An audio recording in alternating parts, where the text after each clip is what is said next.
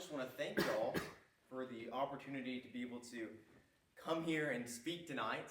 A few weeks ago, when I first looked at the topic Spencer had assigned us, I saw mine was love. I was a little bit worried he was going to make me follow up his study of Zechariah with like an in-depth study of Revelation or something.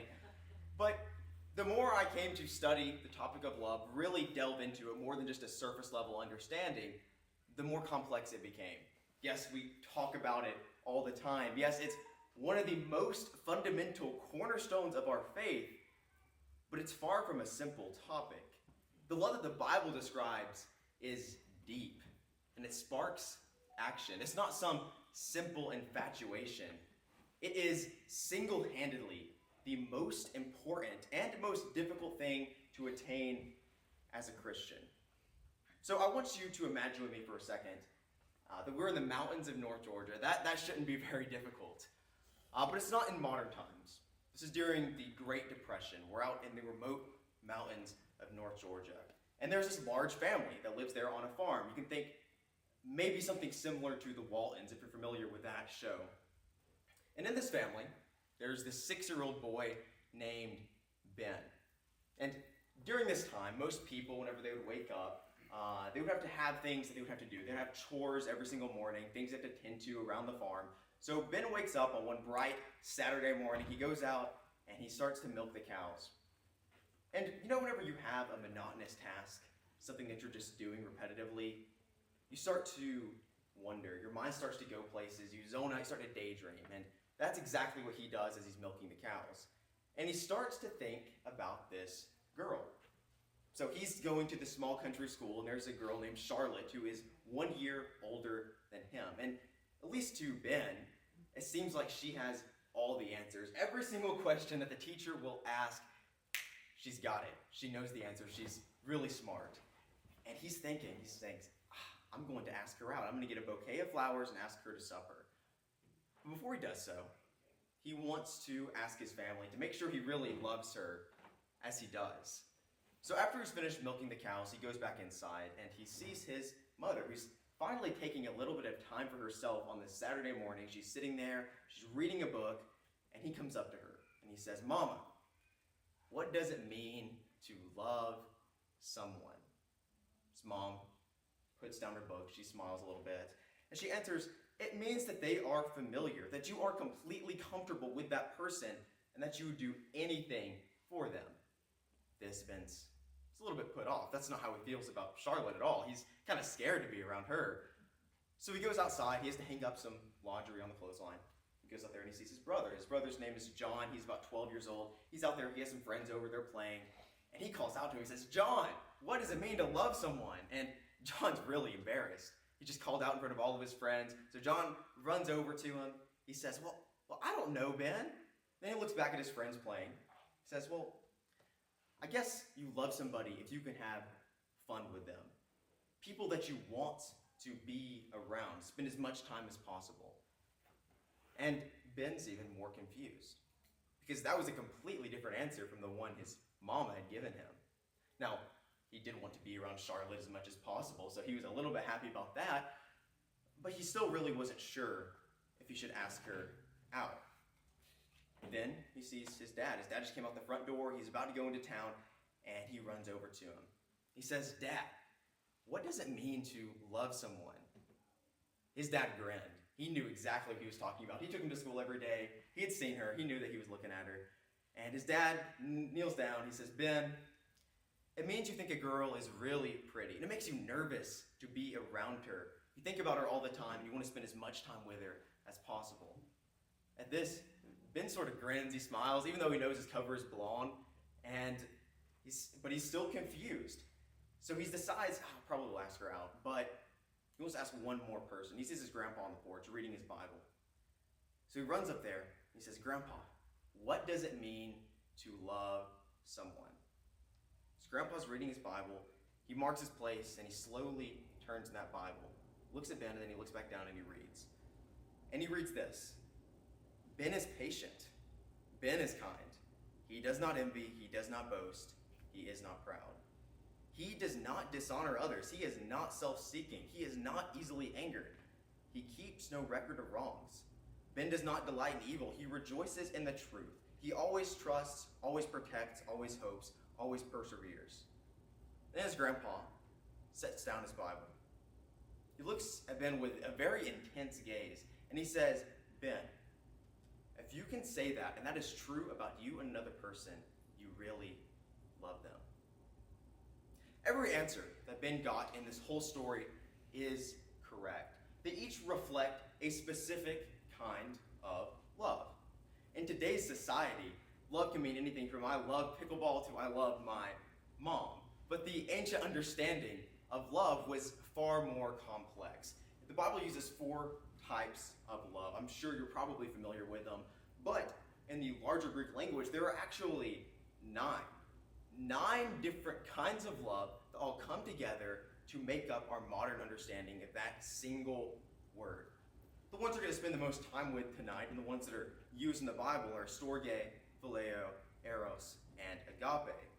But in addition to these 4, there's also pragma, which means mature love. It's not strictly limited to romance, but it is an important aspect of a long-term partnership.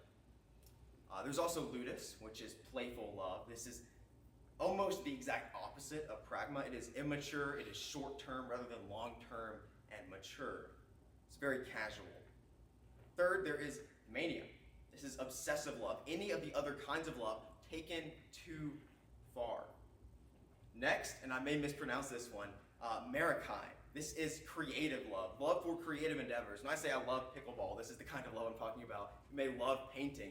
Love your creative pursuits, things that you find fulfilling. And last is philatia, self-love, that innate love that we have for ourselves. These 5, in addition to the 4 we're going to talk about, all 9 of these come, they overlap, they combine in some areas. Rarely will you see just one, but they all come together to make up our modern understanding of the single word, love. So, what is love according to the Bible? How is it different from the worldly love that we know so well today? How is it similar? Well, I already mentioned the 4 different Greek types of love: storge, phileo, eros, and agape. Each of these is unique. They are different. 3 of them are considered earthly. 1 of them is considered divine. But it's only through understanding each one of these and how they are perfected in the love that God has for us that we are able to truly understand God's love and reflect it back to other people. The first of these is storge. So let's start with it. It is considered by some the most simple kind of love. C.S. Lewis wrote a book called The 4 Loves, and he describes storge as affection. It's most commonly in reference to a parent-child relationship, that innate affection that a parent has for a child that compels them to take care of it, and that innate affection that the child has back to the parent. But the important part there is innate. That love will grow, it will develop over time. You'll add in phileo, you'll add in agape, but that basic love, that is what storge is. We see this kind of love exemplified throughout the Bible, specifically God in Israel in the Old Testament, and God in the church in the New. Over and over again in the Old Testament, we see God depicted as the father of Israel. The one passage I want to look at in just a minute, if you want to go and be turning over there, is Ezekiel chapter 16. This is a beautiful example of this. In Ezekiel 16, God personifies himself as a father to Israel who's just been abandoned. He's going to take care of her, he's going to bring her up as her own, even though he knows that she is going to be disobedient to him. So he sends out Ezekiel in basically opposition to Israel, showing that he is the one that gave them everything, that they have no right to commit idolatry.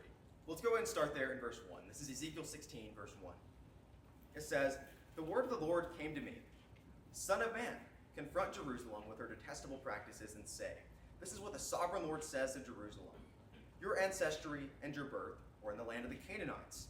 Your father was an Amorite, your mother was a Hittite." So not of birth from Israelites. They are from foreign pagan peoples. It says, "On the day you were born, your cord was not cut. You were not washed with water to make you clean. You were not rubbed with salt or wrapping cloths. No one looked on you with pity or had compassion enough to do any of these things for you. Rather, you were thrown out into the open field For on the day you were born, you were despised. The parents of Israel did not have storge for her. They did not love her, that innate affection. Then verse 6, then I passed by and saw you kicking about in your own blood. And as you lay there in your blood, I said to you, live. I made you grow like a plant of the field. You grew and developed and entered puberty. Your breasts had formed, your hair had grown, yet you were still stark naked. In this story, Israel is left for dead.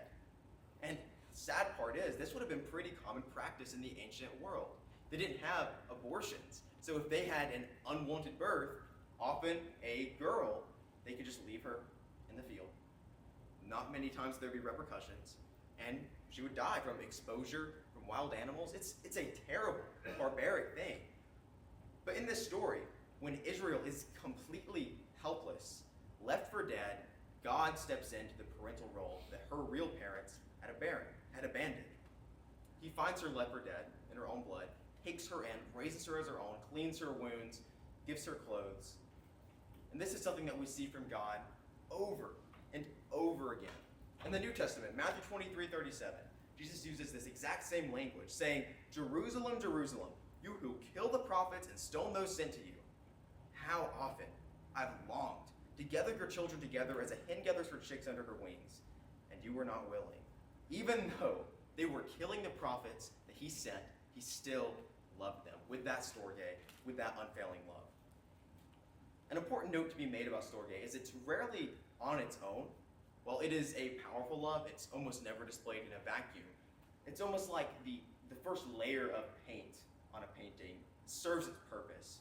It's important, but it also serves as a scaffold for all the other layers that will come after it. That is our love as it develops. Storge may be the first layer, it serves a purpose, but it's meant to be built on, to have these other kinds added to it and strengthen itself.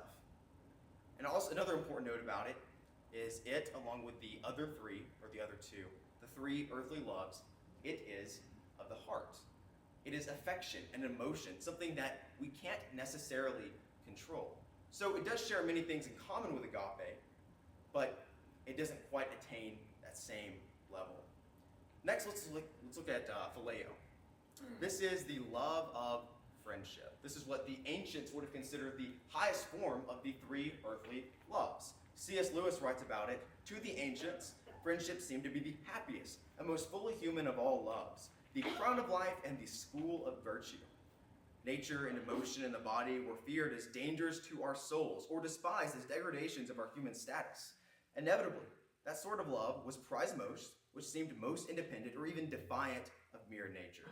So, phileo is removed from storge or eros, these sort of loves that happen naturally, that natural affection between a parent and a child, that natural attraction between two people. Phileo is different.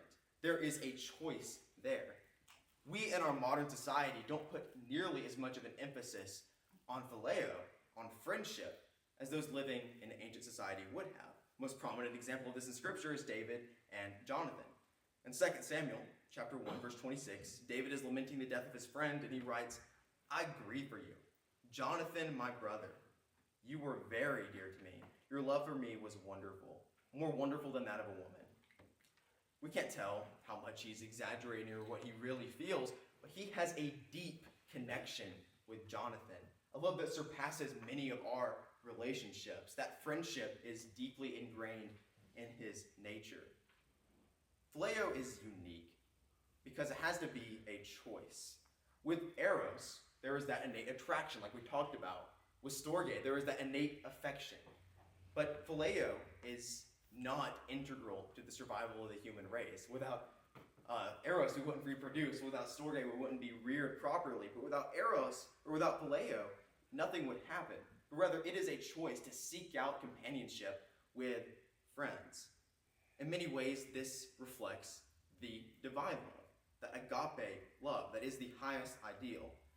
But where agape is universal, phileo is also selective. We don't have a deep friendship with every single person around us. Just like storge, it almost never exists on its own. In those deepest friendships that we have, there's almost always layered storge and agape, other forms of love as well. But the transition from phileo to agape is not easy. If you will, go ahead and turn to John 21. John 21, we're going to be starting in verse 15 in just a minute there. Before we actually read the passage, let's put it in its context. This is after Jesus has already risen from the dead. He's appeared to the disciples multiple different times, and they see him on the shore while they're fishing. And they can't tell it's him, but he tells them to cast their nets on the other side. This is actually the second time he's done this. And they do, and they pull up this huge load of 153 large fish, something that would easily break their nets, but miraculously it does not. And Simon Peter puts on his outer tunic, showing respect. He jumps into the water, swims back to Jesus on the shore, and Jesus has prepared some fish there for them to eat for breakfast. And then we get to verse 15. This is John 21, verse 15. It says, when they had finished eating, Jesus said to Simon Peter, Simon, son of John, do you love me more than these? Okay, so here he's going to ask Peter 3 times, do you love me? In our modern English, doesn't make very much sense. So every time it says the word love here, I'm going to replace it with the actual Greek word, the Greek counterpart. Verse 15. When they had finished eating, Jesus said to Simon Peter, Simon, son of John, do you agape me more than these? Yes, Lord, he said, you know that I phileo you. Jesus said, feed my lambs. Again, he said to Simon, Simon, son of John, do you agape me? He answered, yes, Lord, you know that I phileo you. Jesus said, take care of my sheep. The third time he said to him, Simon, son of John, do you phileo me? Peter was hurt because Jesus had asked him for the third time, do you phileo me? And he said, Lord, you know all things. You know that I phileo you. And Jesus said, feed my sheep. Very truly I tell you, when you were younger, you dressed yourself and went where you wanted. When you are old, you will stretch out your hands and someone else will dress you and lead you where you do not want to go. Jesus said this to indicate the kind of death that he would die, to glorify God. Then he said to him, follow me. In our English, this is kind of confusing, but when you replace it, the word love, with the actual Greek words that are intended, it takes on a whole new meaning. Jesus calls Peter twice to agape love. He says, Peter, do you agape me? Peter can't. He can't get there. After 2 requests, Jesus says, do you phileo me? Going from that leap from phileo to agape, he says, I'll meet you there.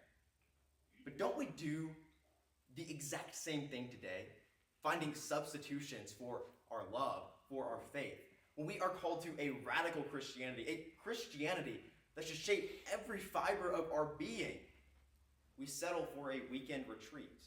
When we are called to spread the gospel to every creature, we settle for posting scriptures on Facebook. And that's not bad. That is great. That is one way that we can spread the gospel. But if that's all it is, then we're falling short. But Jesus meets us there. When we are falling short, he says to Peter, I know that you aren't ready to agape me yet, but you will be. I know you're not there, but I will meet you halfway. Now let's move on to eros. Eros encompasses so much more than just a physical attraction. If we're limiting it to just that, then we're hugely missing the picture. We're really falling short of what it encompasses. I mean, that is one aspect. So I'd originally intended to get some PowerPoint and to put up this slide, but there's this thing. It's called Sternberg's triarchic theory of love. It's almost like this triangle. It has 4 different attributes. You have passion, you have intimacy, and you have commitment. And depending on the combination of these, you'll have a different dynamic. So if you just have passion, you have neither of the other two in your relationship, that is not good. That is just infatuation. You don't have a real relationship there. If you just have commitment and you just have commitment and intimacy, that's companion love. You don't have that passion in a relationship anymore. But of these 3 loves, they each come together and they form a different dynamic. So if you just have the intimacy, which in this case is how well you can connect somebody, how well you're friends with them, if you just have that, then it's called liking. You're not real companions in the romantic sense.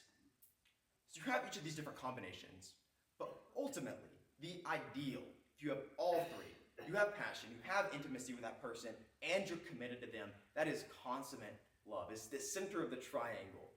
That is the ideal. And this is something very similar to what we have with eros. You have that attraction, you have the passion, you can confide in each other, and you have the intimacy as well. Sternberg's theory does a great job of explaining it. If we're looking at eros simply as physical attraction, we're missing most of the picture.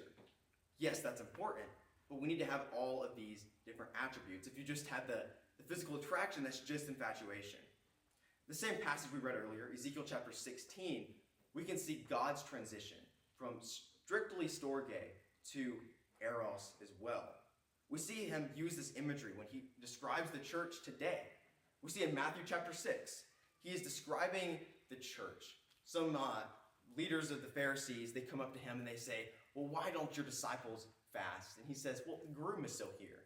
I am the groom, the church is the bride. When the groom is taken away, when I ascend back to heaven, then they will fast. But right now, I'm the groom. The companions of the groom aren't fasting while he's still there. They'll do that later. 2 Corinthians 11:2. It says, for I am jealous for you with a godly jealousy, for I betroth you to one husband, that is Christ, that I may present you as a pure virgin. This is him talking to the Corinthian church. They are the bride of Christ. Here he's clearing up some issues with some idolatry, some things that they had been dealing with, saying that is polluting them. They are meant to be that pure bride. There are tons of other scriptures. I have a bunch of them listed here. If you want any of them, you can ask me after the lesson. But the one I want to focus on right now is Ephesians chapter 5. If you want to go ahead and turn over there, we're going to look at verses 25 through 27. This really exemplifies the eros that God has for the church.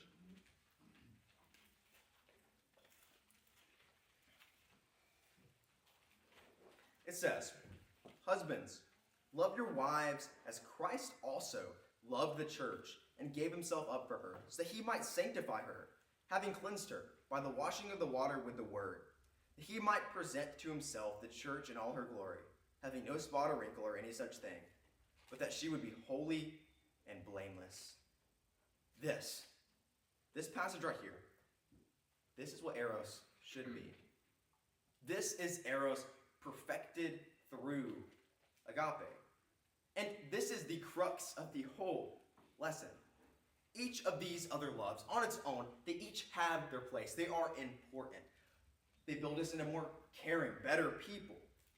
But alone, without the perfecting, overarching love of agape, they're hollow. It is only in Christ and reflecting his pure, sinless love that we are able to truly love God and truly love other people.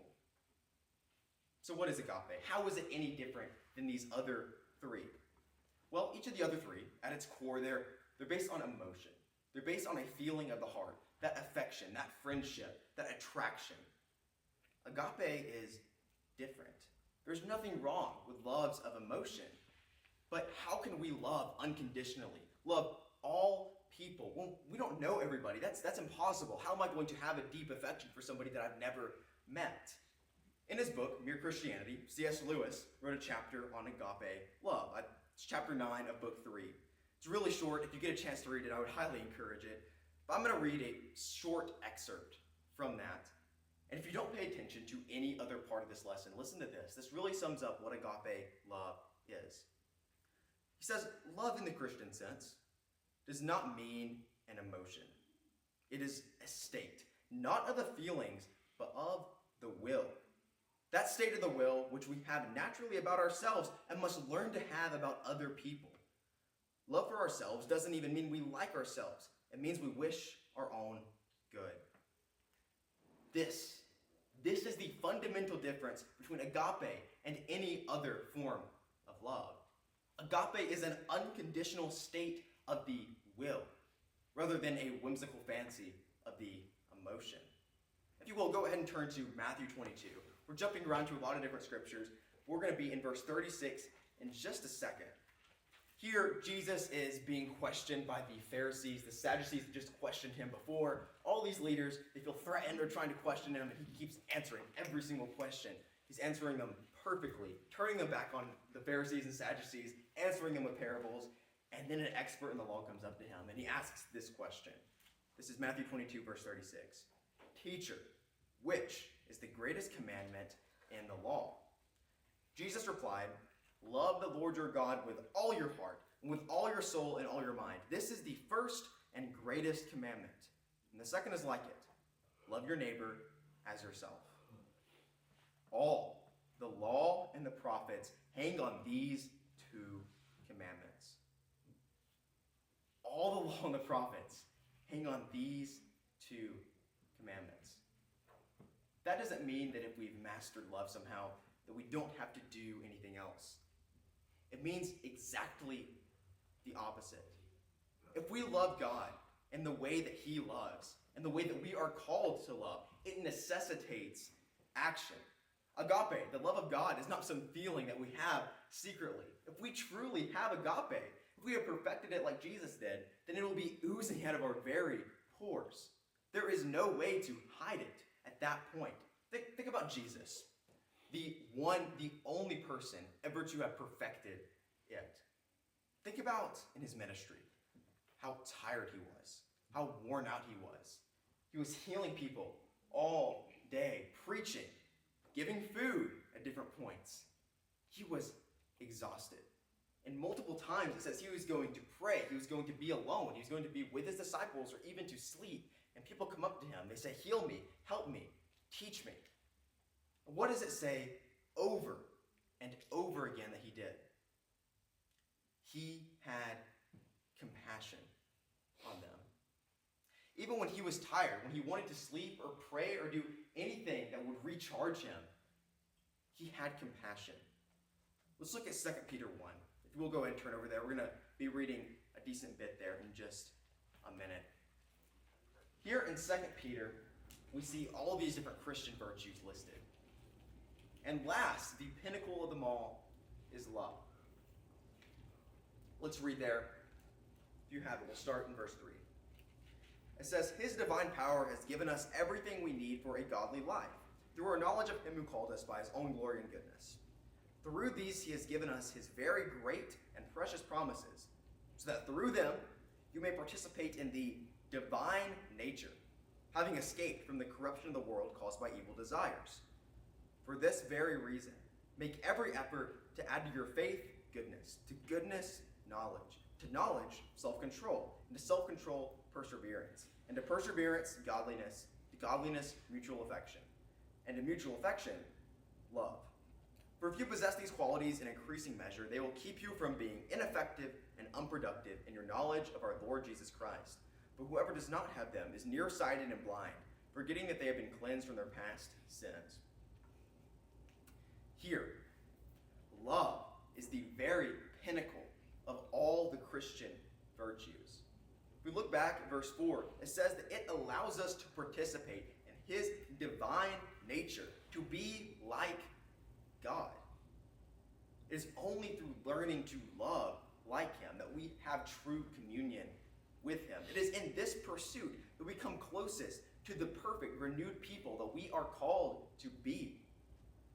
Romans 8, verses 38 and 39 state, for I am convinced that neither death nor life, neither angels nor demons, neither the present nor the future, nor any powers, neither height nor depth, nor anything else in all creation will be able to separate us from the love of God that is in Christ Jesus our Lord.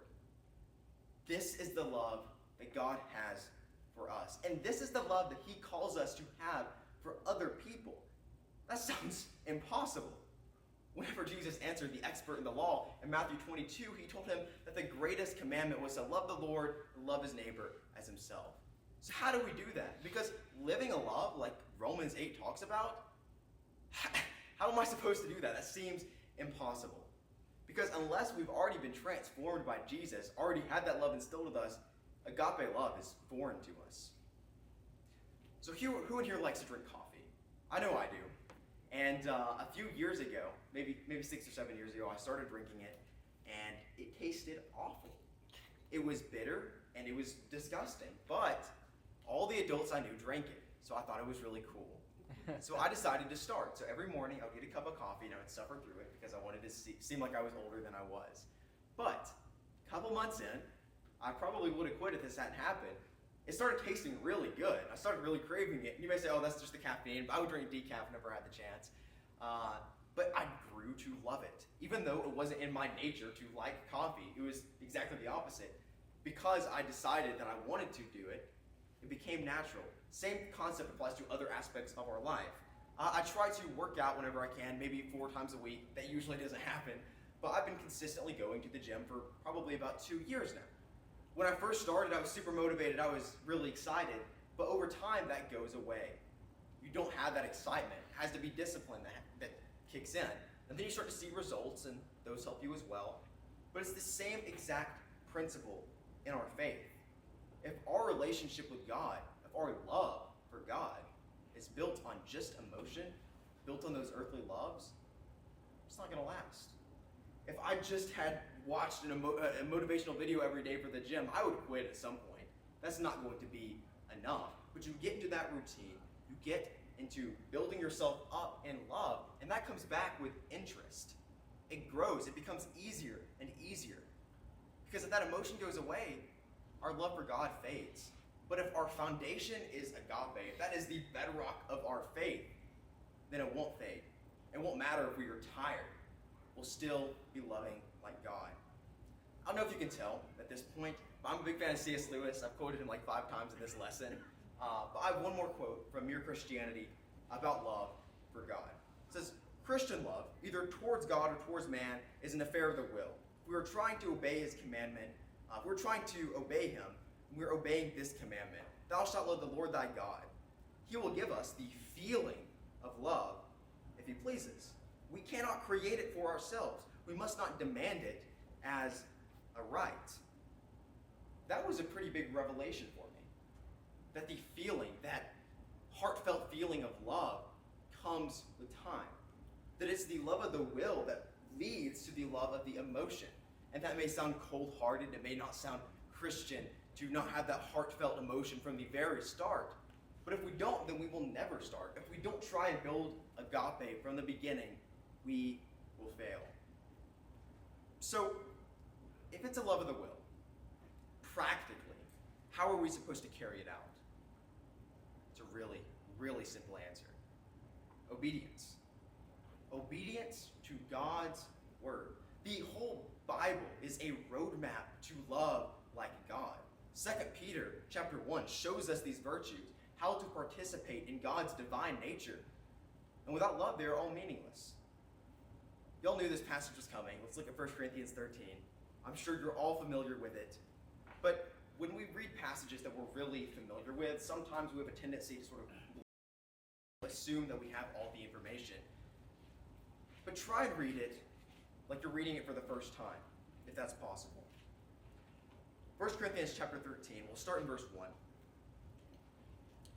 He says, If I speak in the tongues of angels, if I speak in the tongues of men or of angels, but have not love, I'm only a resounding gong or a clanging cymbal. If I have the gift of prophecy and can fathom all mysteries and knowledge, and if I have a faith that can move mountains, but I do not have love, I am nothing. If I give all I possess to the poor and give my body over to hardship that I may boast, but I do not have love, I gain nothing. Without love, every other effort that we put in, they are all meaningless. Think about that. That's crazy. But that's how important this is. In this next passage, when my mom read it to me for the first time, she would always replace the word love with my name. She would say, Quinn is patient, Quinn is kind, just like the grandfather did in the story earlier. But whenever we read this, I want you to do the same.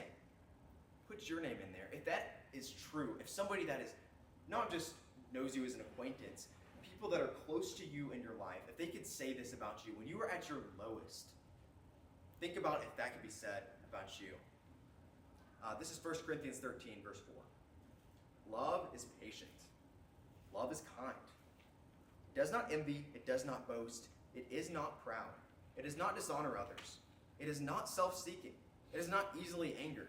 It keeps no record of wrongs. It does not delight in evil, but rejoices in the truth. Always protects, always trusts, always hopes, always perseveres. Love never fails. Where there are prophecies, they will cease. Where there are tongues, they will be stilled. Where there is knowledge, it will pass away. For we know in part, and we prophesy in part. But when completeness comes, what is in part disappears. When I was a child, I talked like a child. I thought like a child. I reasoned like a child.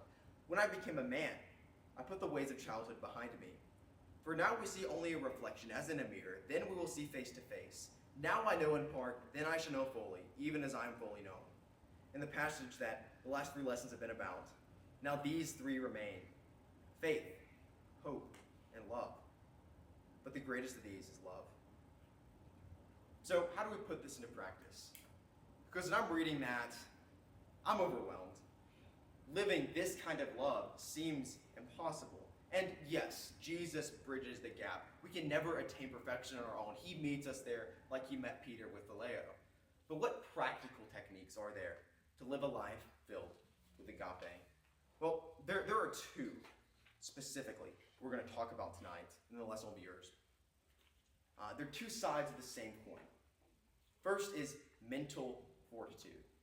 I was in a Georgia School of Preaching class a few years ago now, and I remember this quote. It stuck with me to this day. Dan Winkler was teaching, and he said, "Every temptation starts in the mind." Every single time we give into temptation, it ultimately starts in the mind. And that's kind of good news for us, because that is the one thing that we have control over. But just because we have the ability to say no, we have the ability to think things that are righteous, doesn't mean we do. It doesn't make it easy. And self-control is very limited. But if we set out with the resolve to do what is right, not saying, I'll try to do my best, but saying, this is the only option. I'm going to do what is right when I'm faced with temptation. And it's much easier to face it. It's much easier to be disciplined. But that power will only get us so far. Willpower does not last forever. The other side of that coin is practice. And luckily for us, spiritual practice comes back to us with compound interest. Every time you pray, it becomes easier. Every time you read the Bible, you get closer to God. It becomes easier to resist temptation. Putting love into practice is much easier said than done. But over time, it becomes ingrained on our character. Initially, we'll do it because we want to be obedient to God. That is what he calls us to do. That's great. But later, we'll love because that's what we know to do. We have actually been shaped. Our character has been changed. We don't want to hate anymore. We want to love like Jesus. It has been ingrained on the very substance of our nature. But that radical faith, that faith that transforms people, it has an antithesis. And that's not hate. It's apathy. Because that comes back with interest too. Every time we fail, every time we do what is wrong, we get more comfortable with it. It becomes easier to stay in that rut. It becomes more acceptable to do so. And it's only through learning to love like God that we are able to get out. Why? Because it's only through him we are able to love other people with that pure agape. But it's also only through Jesus that we're able to truly love ourselves. Because every time we sin, it is saying, I don't love myself as well. And most people, they don't want to be apathetic, but they just say, I don't want to fail this test. I just don't want to study. I know I've said that before. I don't want to be out of shape, but I don't want to work out. I don't want to go to hell, but I don't want to change. Because change is hard. Yes, Jesus helps us, but we have to let him. We have to invest in ourselves, invest in our spiritual life, and trust that it'll come back with interest. If we live a love of discipline, a love of the will, the love of emotion will come too. If we're living that agape love, we are living differently. We are set apart because most people do what is easy and not what is right. But Jesus calls us to live a life in complete opposition to that idea, complete opposition to sin, to love without being loved back. He told his disciples in John 15, 18 through 19, if the world hates you, keep in mind that it hated me first. If you belong to the world, it would love you as its own. As it is, you do not belong to the world, but I've chosen you out of the world. That is why the world hates you. We are given the choice today, not between love and hate, but between love for Jesus and love for the world. Between ourselves, between other people.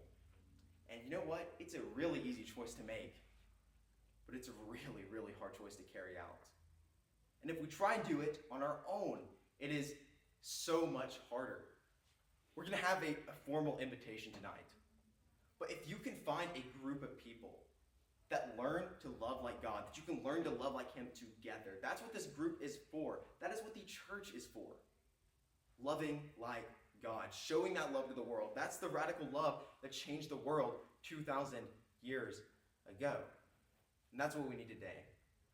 If you feel tonight that that love has dried up, that you haven't been true to that disciplined agape that Jesus called us to, now is the time to make that right. Or if you have never been baptized, you've never experienced that love, how do we love other people without Jesus? It's impossible. If you've never experienced that, now is the time to make that right. Come together as we stand and as we sing. One.